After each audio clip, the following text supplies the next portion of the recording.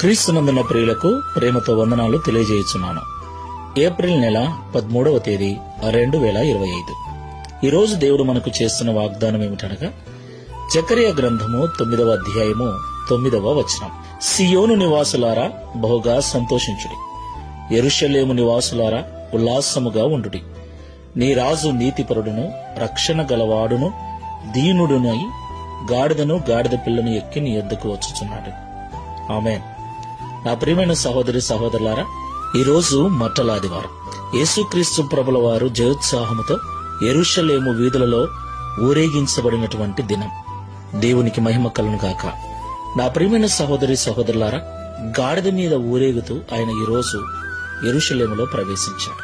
ప్రియులారా, గాడిదను ఎన్నికలేని జంతువుగా మనం చూస్తూ ఉంటాం. ఆ గాడిద కట్టబడినదని బైబిల్ సెలవిస్తోంది.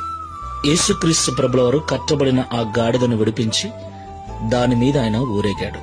దేవునికి మహిమ కలుగును గాక.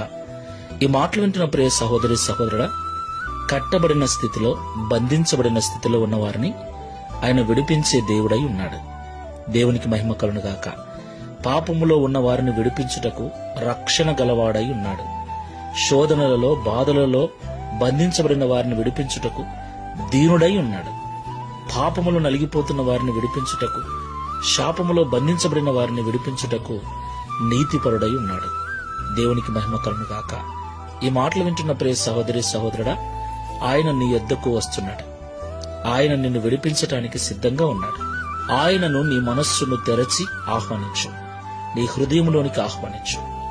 ఆయన నీ స్థితిని అంతటినీ మార్చివేసి నిన్ను రక్షించి నిన్ను ఆశీర్వదించే దేవుడై ఉన్నాడు. ప్రార్థన చేసుకున్నాం. ప్రేమ స్వరూపుడైన తండ్రి, రక్షణకర్తవైన ప్రభువా, మీకు స్తోత్రాలు చెల్లిస్తున్నాం. నైనా నీవు దీనుడవు, సాత్వికుడవు, రక్షించే రక్షకుడవు, పాపం నుండి విడిపించే నీతిమంతుడవు. అందులో ఎలాంటి సందేహము లేదు తండ్రి. ఎలాంటి బంధకాలలో ఉన్నా వారిని విడిపించుటకు సమర్థుడమైన దేవుడవు నీవు. స్తోత్రాలు చెల్లిస్తున్నాం. అయినా ఈ దినమున కట్టబడి ఉన్నటువంటి గాడిదను విడిపించి దాని మీద జయోత్సాహముతో ఊరేగిన దినం.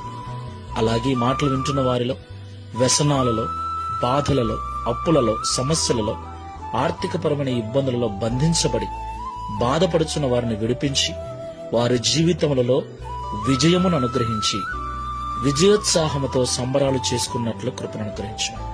నిజమైన ఆనందాన్ని అనుభవించినట్లుగా మీరు సహాయం చేయమని, తద్వారా ఈ దిన వాగ్దానం మా అందరి జీవితం నెరవేర్చి మీ నామమును మహిమపరచుకున్నామని యేసు క్రీస్తు వారి నామములో ప్రార్థిస్తున్నాము తండ్రి. Amen. Praise the Lord. God bless you.